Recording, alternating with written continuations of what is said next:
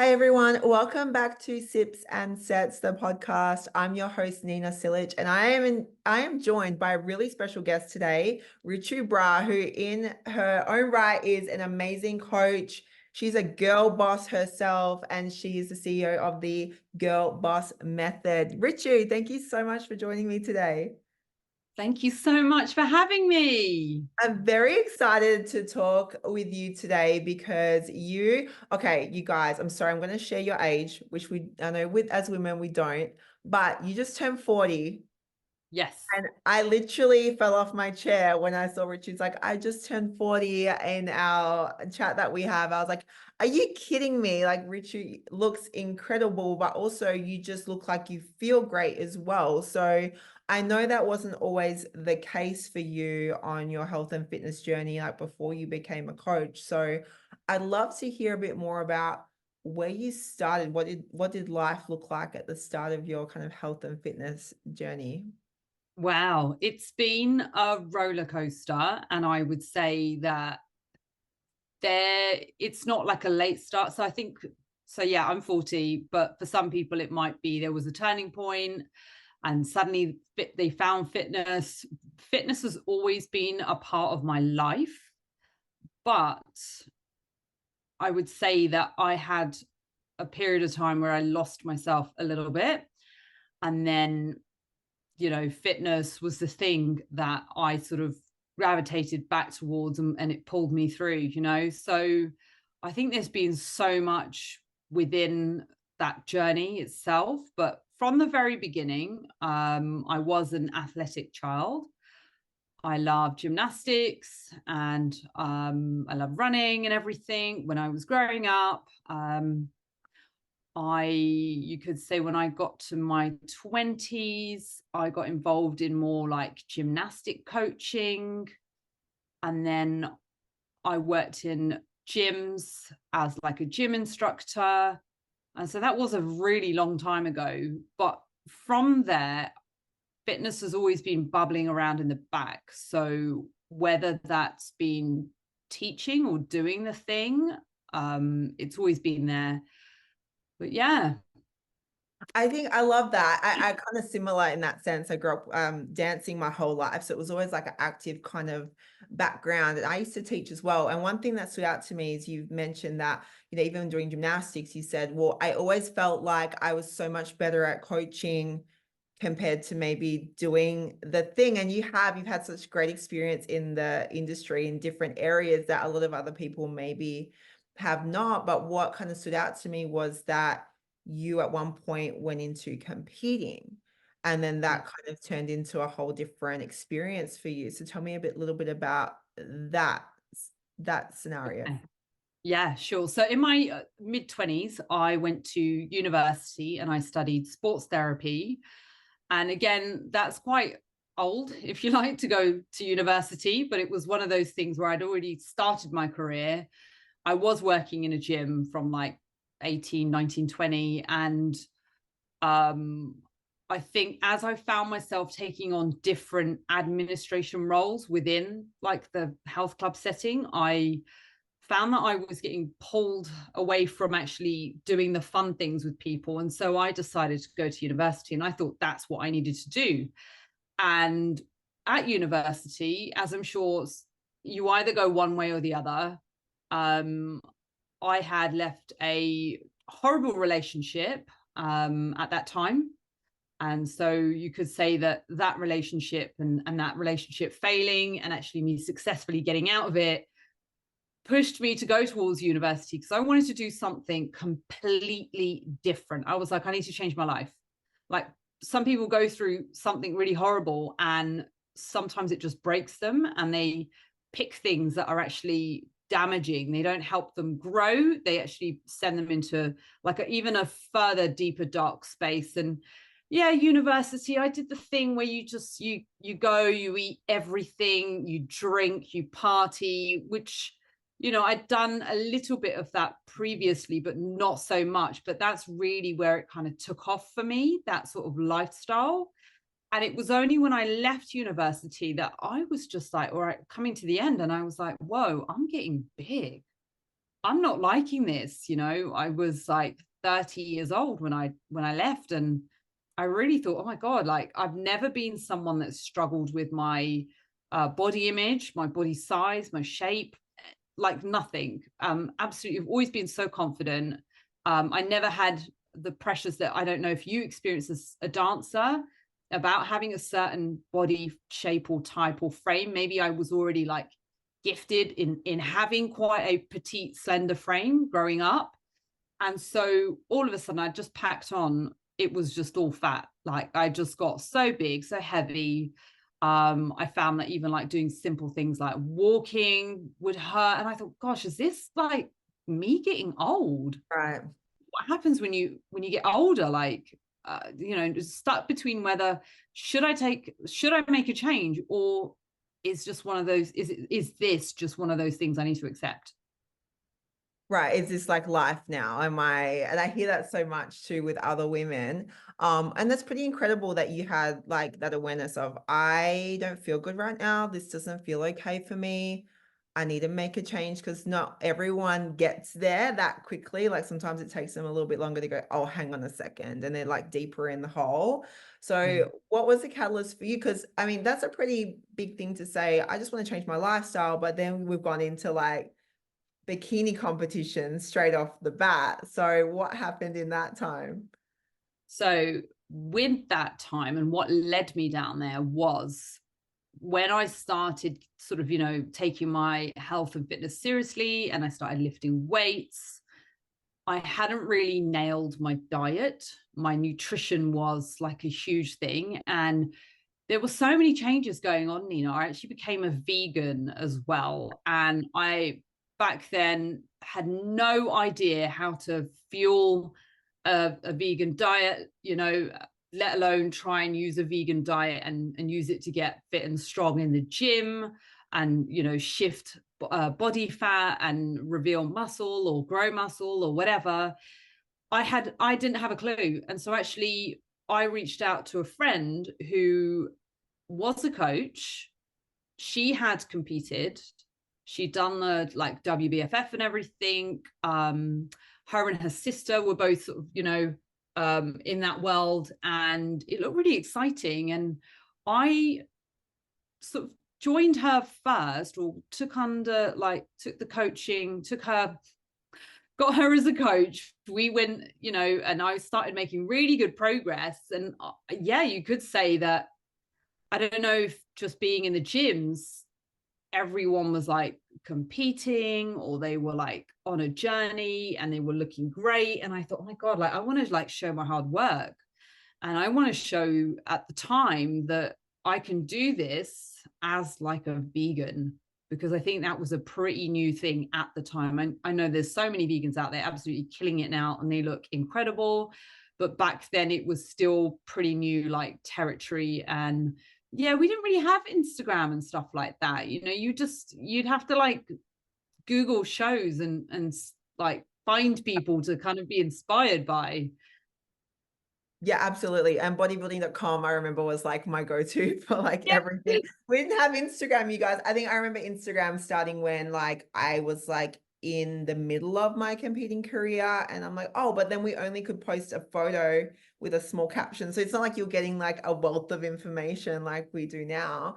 But isn't that so interesting? And then and as a vegan too, I remember back then it was very much, you have to eat your protein and your meat, it all has to come from animal protein. So I imagine like that was a big change and a big challenge for you in itself, trying to navigate all of that while trying to be healthier. And then for you guys listening, like the bikini contests are not a lifestyle change. They are quite an extreme thing, which is why, Richard, I found it very interesting going from different areas in the health and fitness space, and then not feeling so good, but it's like, I want the show. Because I did something similar where I was like, I was reasonably fit as a dancer.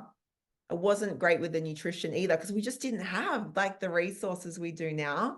And it was like, oh, I'm going to read the magazine and see what that's happening. And I saw my first bikini show. It's like, I want to do that. And just because I want to be shredded, like that was the only means to the end, or I want to just like take another challenge. But I don't know if you found this in that process, it just turned into like a snowball of extremes. So you go from feeling like not good about yourself before starting that, trying to get active or trying to lift weights to help improve things, but it's not really all the pieces of the puzzle.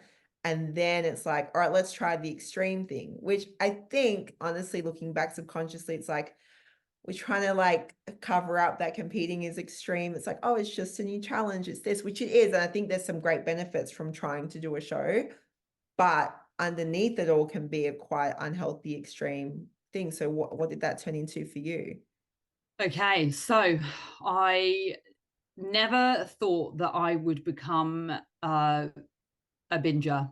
I like it just wasn't me. I loved food growing up. I metabolized food so well. I was very active and I never had an issue with it. But competing, and especially after the first time I competed, not to say that I was heavily restrictive, but we did the whole calorie macro, into the shows, and that obviously gave me the flexibility to eat a vegan diet and do it that way. What I found was that every time I had this bag, I had this cool bag, and it was green and it had watermelons all over. It was like a cooler that you would take Oh, down. that's cool. About I had one of those too. I Yeah. remember.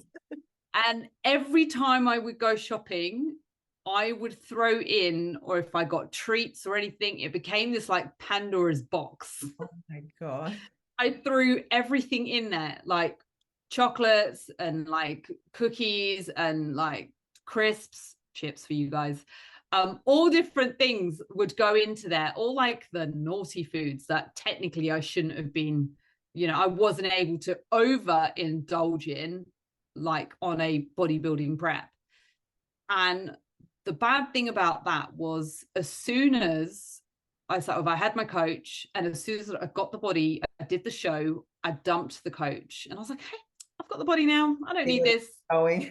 See where this And is it's only now as a coach I realized this. And I'm sure you have as well, through the experience of yourself and your clients as well, that coming out of extreme dieting or even reaching a goal, the maintenance phase or the regrowth or getting back into good habits is probably more important than trying to create weight loss or fat loss. Yeah. Trying to go from being very small, having reached that weight loss goal, like, even if we think mildly and you've just done something, you've created some weight loss where it's not extreme, like you're doing a comp, but it's at that point where somebody's like maybe a bit like healthier, for example, and they feel more confident and comfortable in their body. Going from that and saying, I'm going to dump the coach, I've done the thing. It's like the floodgates have opened. Oh, And I've had people do that, like my clients, they've got the goal, they've left me, and I've said, like, are you sure we need to think about X, Y, and Z? And months later, they've come back because they're like, I need help being fixed because, like, I can't cope, right? And so psychologically, I think that's really difficult. And the cool box for me opened, and I ate everything, and I'd never experienced anything like it in my life, but I was full. I wasn't just full in my tummy, I was full in my back. I was eating so much. I didn't know how to stop. I had no idea how to stop. that's not a fun place to be. And you know what? I just can resonate. Happened to me. I think after the first show, or even anyone who's not, I don't think this even necessarily has to relate to just doing a contest prep. It's more just an example of something extreme. But I feel like a lot of women, we've all done it, where we've done something extreme or restrictive or just unsustainable, and then we're just like you said, open Pandora's box. Like, I don't have that accountability anymore. I don't have that go-to person anymore. I'm just YOLO because I can, and then you just feel horrendous. And like, for some people, the binging continues, or the overeating, or the restriction, that cycle just keeps going, because that focus is all on, I just need to be leaner, because with that comes weight gain too. Like, if you continue that cycle, and we get into a place where you're not only uncomfortable physically, but also mentally, like you're not in a good mindset. So does that kind of a similar result that happened to you? Like you kept, like you ended up in a place where you just didn't feel good again, physically and mentally. 100%. It took a long time, and it took work. It took work to get back into that space again. But I went and did another show, so I I went and fixed it by doing the same thing again. But this time I had that conversation with my coach, and I went, "Do you know what? Like I need to make sure that when I leave this, I'm not reverting back to those same things that made me feel the way they did the first time I did that. So please, can you just stay in my life?" Right, which I love that you're like, no, I need the support. Like, let's talk about that a second because I feel like this really, I think when we're in our 20s, maybe early 30s, where we've gone through those extremes of anything, right? Whether it's you guys out there listening, thinking, oh, I did that diet or I did that detox thing that was crazy. And I feel like now, like I'm 36, I'm gonna turn 37. So I'm like in the later half, thinking about approaching my 40s. And I feel like my perspective of health and fitness is just completely different to what it was in my 20s and even early 30s when I was still like doing some extreme things. So I'd love to know for you, like, how does fitness differ now compared to what it was in your 20s and 30s? And how do you think it differs for most women? Okay, so I think I'll take it back to maybe on a personal level. In my 20s, fitness was definitely all about, in the early 20s, right? Before I went to university, like fitness was definitely all about, being fit and strong and just like being toned and stuff. And then obviously things changed where it was just completely neglected and it wasn't seen as something important because I didn't have like a goal. I wasn't in a good headspace. But coming out of that and into the 30s, I feel like fitness then became this thing that was very much about like becoming leaner and getting, dropping more body fat and that sort of thing. On the flip side, I have had the experience of working with the older population. So one thing I haven't mentioned, but I did work in physiotherapy for a little while. Having like done my sports therapy degree and stuff, I went and worked in like physio clinics and they were like multidisciplinary. So it was just like everything happened there from like Pilates to running coaching to strength training to rehabilitation. And so we were a part of that whole process. And at the same time, we dealt with the older population. So people that were in their 70s, their 80s, their 90s. Wow. And having spoken to so many of those people, they're full of so much gratitude when they're working with you. They've hired you as their trainer, for example.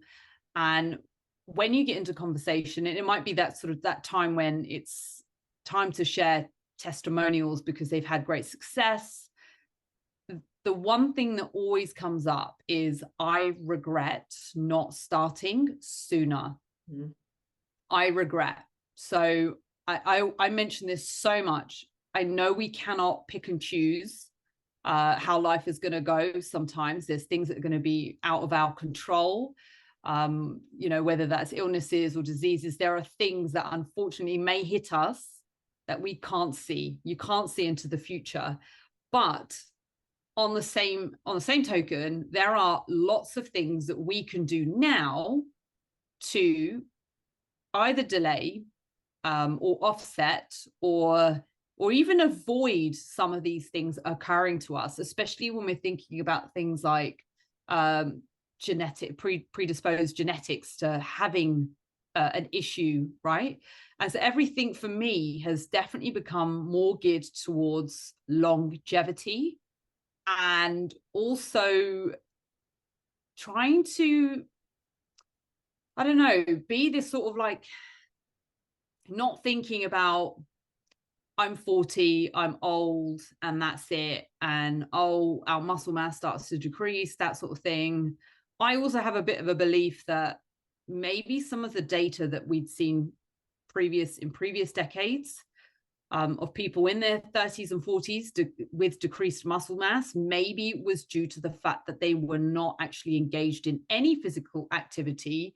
They were spending those years in their careers looking after the children, fitness just being like a young person's thing, like a 20-year-old person's thing. And I feel like we can change that. We can change that pathway now. I feel like there's so many women out there, men as well, that older people in their 40s, 50s, 60s that are just so fanatically fit that you just go, I want that to be Yeah. me when I'm older. That's my motivation now, Yeah. Nina. Yeah, I love that perspective, and I think like similar to me. And it's funny, earlier you said like at 30 you had started to like gain some weight and things, like coming out of like transitioning into your next phase of life, and you're like, oh, is this the norm? Like, do I just have to accept this? Like you were saying that at 30, which I'm like, that's just crazy, like that age. And it's so interesting. Like I'm sure you hear this all the time too. Like women are always saying, oh, it's all downhill after 30, or it's all downhill after 35. And I'm like, are you kidding me? I feel like I'm just getting started. Like, I feel like I'm literally going to the best years of my life, like physically and mentally. And even seeing your transformation and how you are now, like, I'm blown away that you're 40. I'm like, Richu's like this beast in the gym. She looks phenomenal. But not only that, like, you show up with your energy, like, you have great energy. It's like it doesn't have to be that way, and it's such a misconception. You hear it all the time. Oh, I'm getting older, my metabolism's slowing down. I'm getting older, my hormones are a mess, and that's the reason why I'm gaining weight. And women are just accepting this, and I'm like, that's not the case. Like, are you seeing that all the time as well? Yeah, 100%. And I think it's easy to fall into that trap of thinking this is just the way that it is. Like, I get it. There are going to be changes. There are going to be hormonal changes. There are going to be metabolism changes. But why just let things happen? Why don't we just try and work towards, delaying that from happening, but also the impact not being as great as it could be if we never exercised at all. So just ensuring that, yeah, you just take it seriously. And I think, yeah, the change is going to happen, when we think about menopause and stuff. And yeah, just anything like with how we're supposed to change as we get older. It's going to happen, but why not just learn to love that journey and that change and that experience, and just roll with it in a way where you actually feel quite happy. Like, you just sound so excited as well, this is the beginning. This is not the finale. Like, there's so much life after 36 or Yeah, 35. right. And like, I don't think I'm not the one. I'm like, we don't need to accept that. Well, I think it's such a myth. It's like aging means that we have to accept, like, we're going to gain weight or we're going to get weaker and whatnot. And that's such BS. Like, I think, like you said, it's about the choices you make and how you choose to, like, reverse that. You can, with resistance training and a great nutrition and some great healthy habits, you can have such huge impact on those things. But what I do think is an obstacle is that we do have barriers, I think, as we get older that become more challenging. Like, so for example, if you've had kids and a family, that's a huge challenge in itself. Like, personally for me, it's been like, I went from this being this athlete to, oh, I'm a mum now. What does that mean? What does that look like? And yes, you might go through that challenge of re-navigating that new situation. But then it's like, okay, now I've got it. I'm moving forward and can even improve myself even more. Or whether you're a woman who's got a busy career or that crazy promotion that means life is now more demanding. It's like, okay, that doesn't mean you just have to sit at a desk all day and do nothing else with your life and accept, go and drink and feel terrible, whatever the case may be. Like, you have choices. So I think those barriers and obstacles do become real but I feel like women just don't know how to navigate through that. And that's what stops them. And it's easy to then accept, oh, this is just a consequence of my new change and I'm just going to accept it. Like, no, we don't have to. I think you're so right. You've just like nailed it there. But it's the fear as well. It's the fear of change. It's the fear of change. It's the fear of judgment for wanting to change. Because when you do go through changes, you change friendship groups. You start to, I don't know, naturally you gravitate to other people that are similar to you, right? And so there's also that fear. And it's unknown territory as well. Like, am I going to put all this effort in? Is it actually going to work? Mhm. Is it going to happen? Because we can't see progress. We can't see what we have never experienced. Like, if you just take it back to when you first decided to go and compete as well, right? That was an extreme physique change. I know for me, I was like, I've not been there before. How am I going to get there? Will I get there? What will it look like? So I think there's a great deal of work that needs to be said about like almost like visualizing things as well, you know, visualizing yourself changing. I think that's really helpful.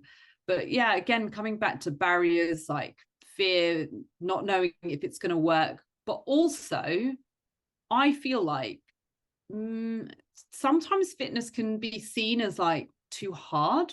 Like, I don't want to do that thing because it's too hard to change my diet, my lifestyle, the fact that I'm going to be training. It's too hard.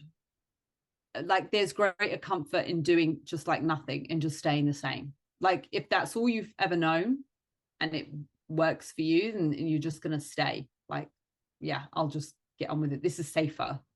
Yeah. It's safer to sit at home and watch Netflix every night than have to like get up and be forced to go and do the thing that's hard. And also I feel like there's a great barrier with some forms of fitness looking very hard and looking very exhausting, and that can be massively off-putting for someone that doesn't like exercise. Like, I've got clients that have said, I hated exercise. I hate exercise. I dislike it. So it's so important to find the thing that works for you. And it's not all about, you know, changes don't just happen through movement itself. It changes from like a mindset and massively with nutrition as well. So it's not about going out there and doing like you've got to start running, or you've got to go and do HIIT sessions, or you've got to go and join a CrossFit gym, you know, or even do a bodybuilding comp. That is not the only way to access fitness and a healthy lifestyle. No, absolutely not. And I think we are great examples of maybe what not to do, like not go, I want to be healthier, let's do a fitness show. Not really ideal. But we didn't have anything else back then. And I feel like coaches back then were just for like shows for the most part. Like, and it was like the most available thing. So yeah, don't do the extreme thing like we did. And that's why we're here. It's like telling you guys what not to do, or we recommend not to do. Not to say that a show is a negative thing. You can always do that if you want to at some point. But I think there's a time and place for those things.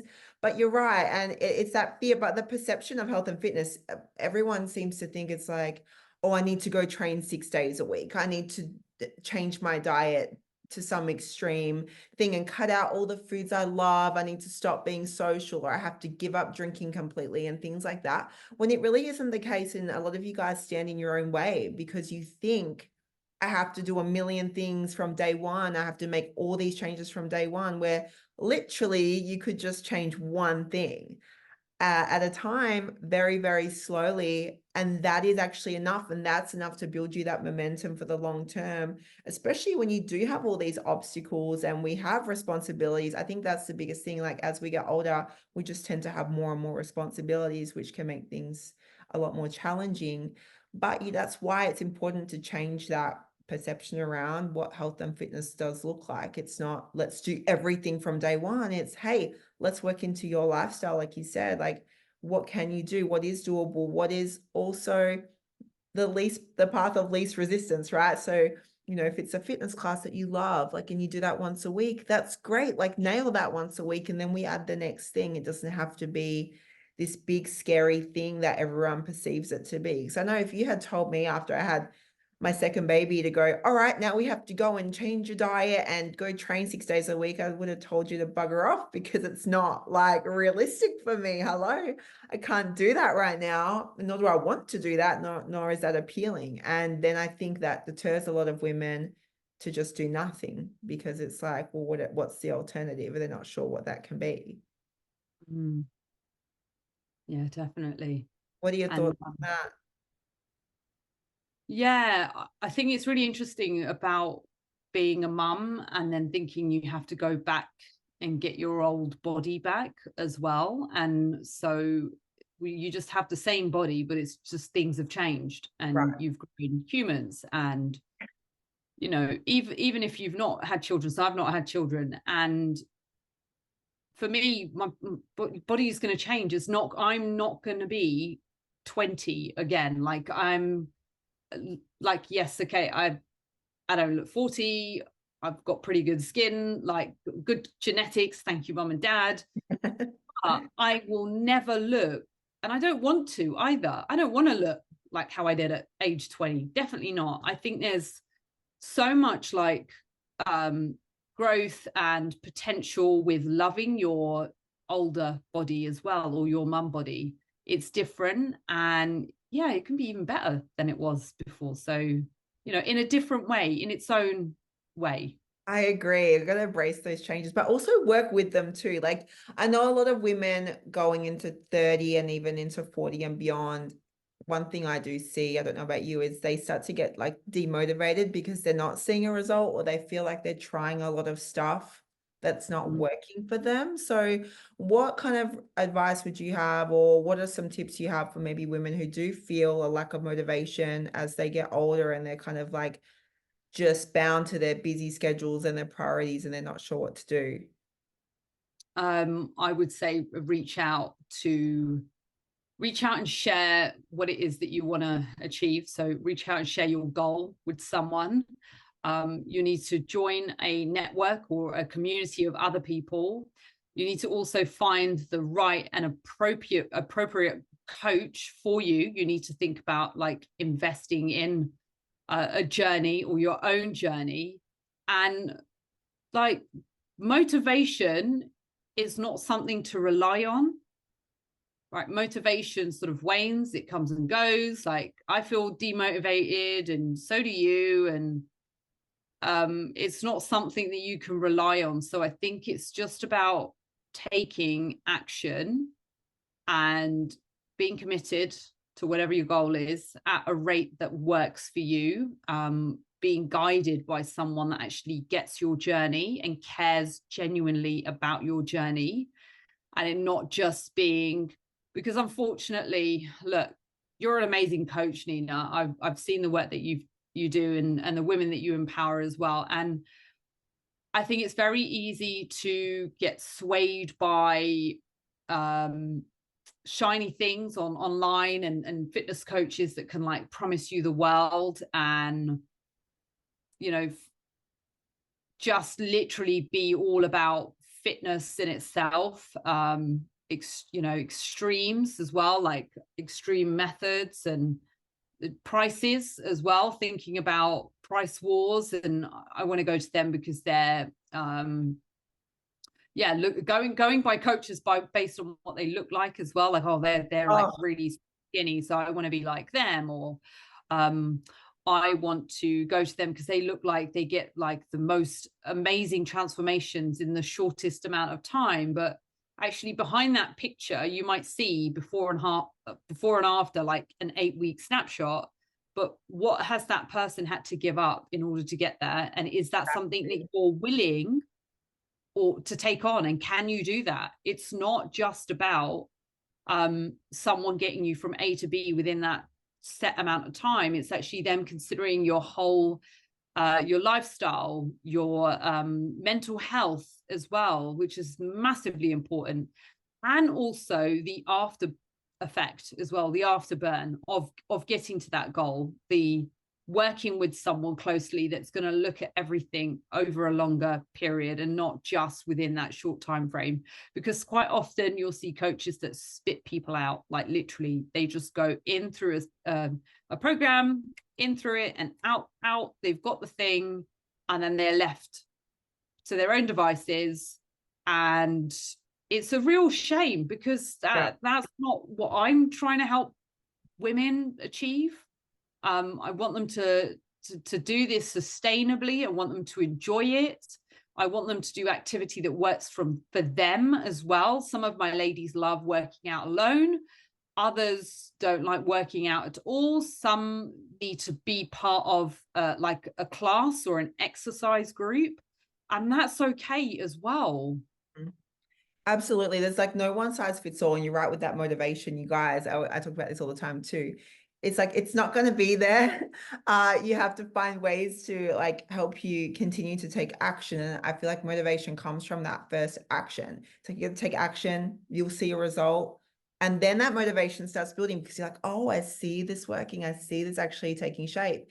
And then that kind of builds that momentum going, right? And like, even you and I still have days. I definitely have days where I'm like, I do not want to go to the gym today, or I don't want to do that workout, but how do I still take some kind of action today that's still going to push me towards my goals? I think that's what you're kind of mentioning, is that like, it's not a one size fits all. And if someone's promising you something that's too good to be true, probably is, or it doesn't have your best interest at heart, you know, for long term. And I think that's a big change. Like when you're younger, you can kind of get away with doing, it's not ideal and I don't recommend it, but you can kind of get away with doing those like quick 12-week intensive programs. You probably will bounce back okay. It might not do too much damage, you know what I mean? But as we get older, I feel like we just don't have that. Our bodies can't take it, for one, anymore.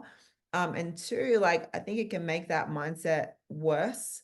If you are doing those cookie cutter programs, or the like the lose 30 pounds in 30 days. I was like, what even is that? Like, how can you even, like, it's wild, you know, what some people are promising out there. So like, ladies, I think, you know, if you are like over 30, it is important to find that support, whether it's a network or a community, or whether it's a one-on-one coach to help you work through those like rules we have. I think like at this age, we grew up with you know, we grew up with the magazines and the supermodels and the food rules and the diets and all that stuff. And I'll find a lot of women our age where it's, those rules are still there, or they're subconsciously there. We kind of have to rewire like that thinking and get rid of those rules, or I can't have that food, or I have to eat low fat, or this or that, when it's really not the case. It really is about finding an approach that is sustainable for you, or for the, you know, this age group.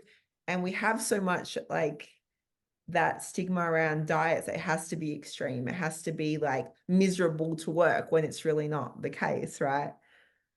Yeah, exactly. And yeah, no, it's interesting about like diets and being miserable as well. Like, you don't have to exclude food groups, or even cake or alcohol, or any of those things. You know, it's including these things, but obviously being healthful, because we do know that including healthy food is going to give us energy, and it's going to make us feel good. It's going to help us long term. But life is to be enjoyed and loved, and you need to like enjoy the journey, enjoy the process, enjoy the body that you're creating, and the mindset as well that you're strengthening. I think it's just so important to look at everything as a whole package, as opposed to, and that's another thing, maybe again, where we're moving forward in the fitness industry and in the online coaching world. Coaching is not just about fitness, and it's not just about dieting. It's a lifestyle and a mindset change as well.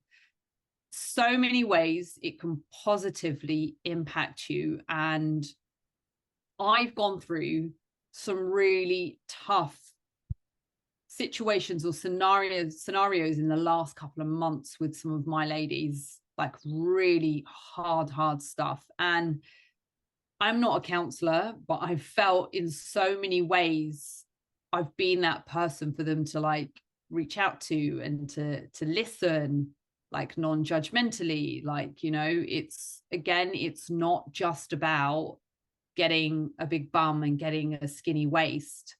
It's so much more. It's like the whole, your whole vibe, the whole holistic vibe. It's the whole package.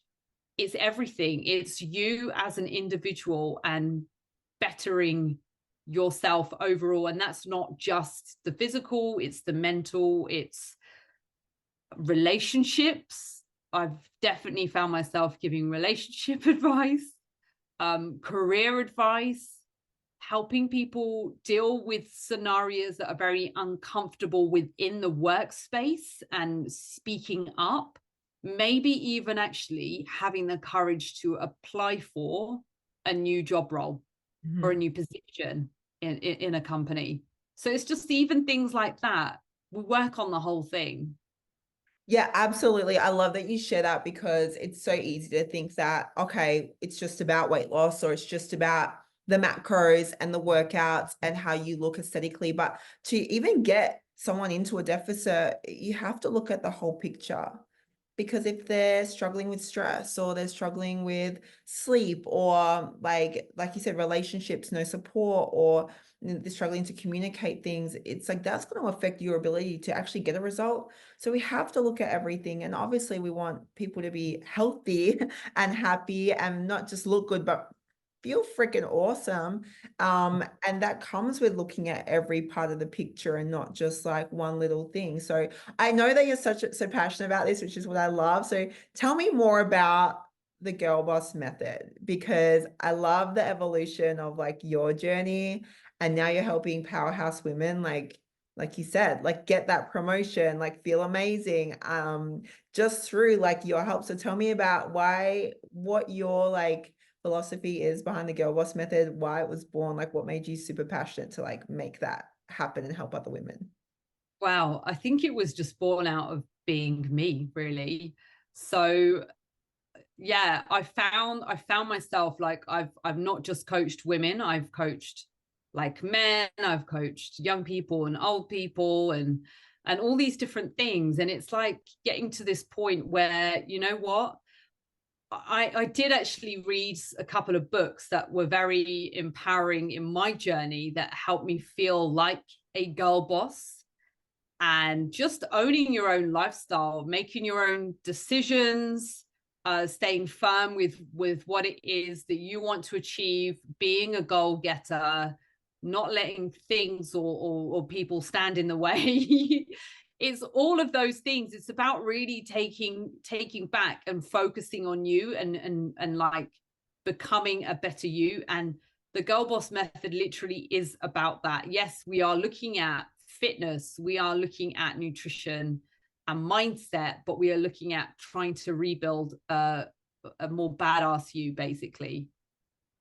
I love that. And I love that you're like, that's kind of how I feel now. Like you've gone through so many different stages and it looks like you found this wonderful balance. And you guys, I saw that birthday cake you had Oh, on your that slice of cake. I was like, yes, you go. It's so good on your birthday. Um, massive. Yeah, so good because yeah, it is about enjoying life. And I love that you're encouraging women to I love that you said take like ownership of your life. Like we can create the life we want at any age. It's never too late. It's so interesting. I saw on Instagram, I think it was yesterday or the day before, there's this guy who's 70 years old. I'd never seen him before. And at 61, he was in terrible shape, not looking like great, not feeling great.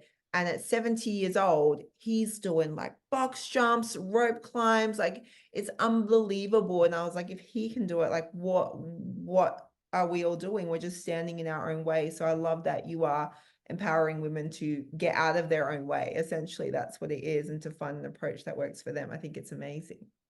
Yeah, thank you. And likewise for you as well, Nina. I've loved seeing your journey as well and learning a little bit more about you. And it's been really nice connecting with you as well today. I feel like you are your own girl boss as well. Trying. Absolutely killing it. Yeah, thank you so much. Thank you. I appreciate it. I very much appreciate you coming on and having a chat with me today. Can you please let everybody know where they can find you? Okay, so you can find me on Instagram just by searching my name, which is Richu Bra, and I will spell that out for you. It's Richubrar. I love it. Excellent. Don't hesitate. I know her DMs are always open, as are mine. And I hope you guys got some value from that. We'd always love to hear your feedback on how you found the information today. And we will catch you on the next one.